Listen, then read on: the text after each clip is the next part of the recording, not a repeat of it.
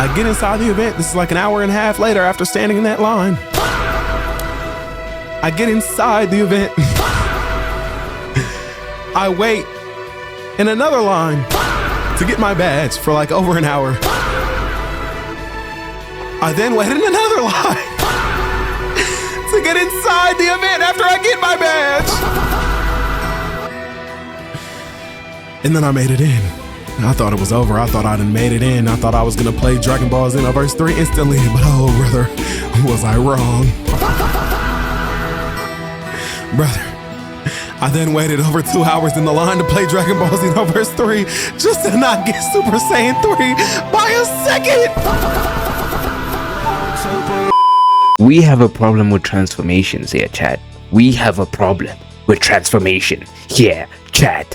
I ain't gonna lie, it's definitely insane. The transformation timer needs to get out. Now, I was very skeptical about it, but I was like, you know what? Maybe it can be something good. It can be. But after seeing what Guap had to say about it, I'm rethinking everything now, because like it's insane.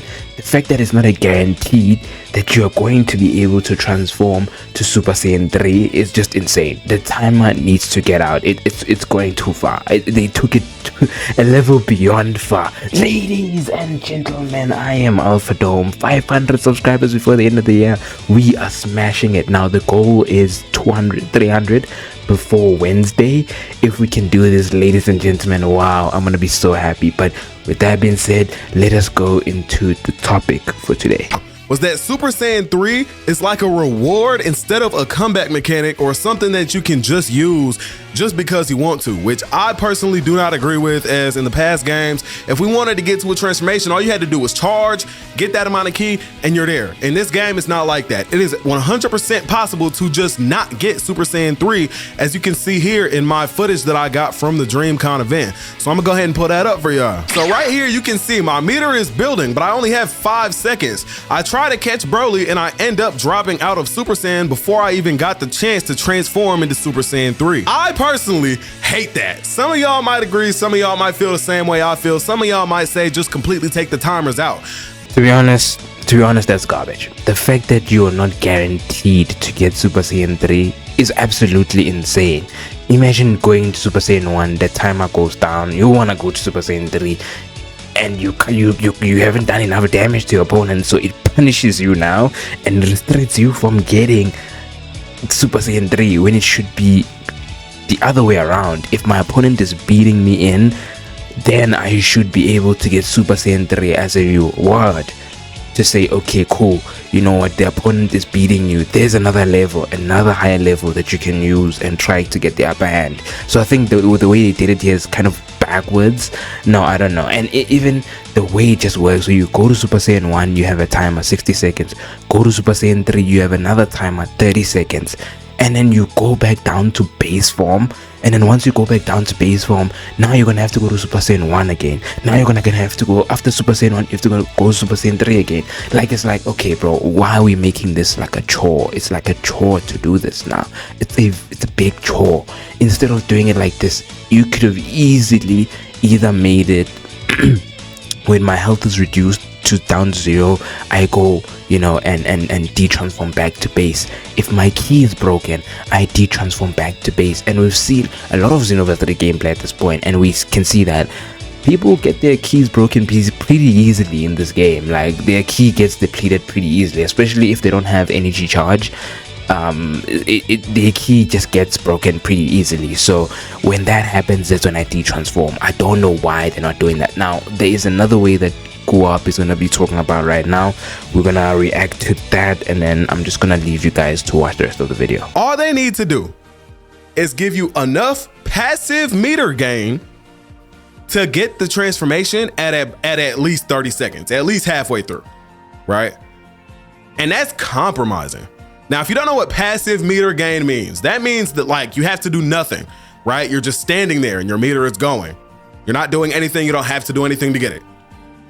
That's how I feel. So yeah, here we go. I do think passive meter gain, it's a good idea. It's a good idea, because there's no way, man. Like, you know how frustrated I would have been if I went there, stood in a line for like 5+ hours and is to see Super Saiyan 3 for myself, to feel it on the screen, see it, and not be able to get it because the game, it's possible for you not to get it because of the time and stuff like that. It's genuinely ridiculous. Yeah, I do think that the passive meter gain needs to be increased. I don't know if it's there. I don't really think it's there.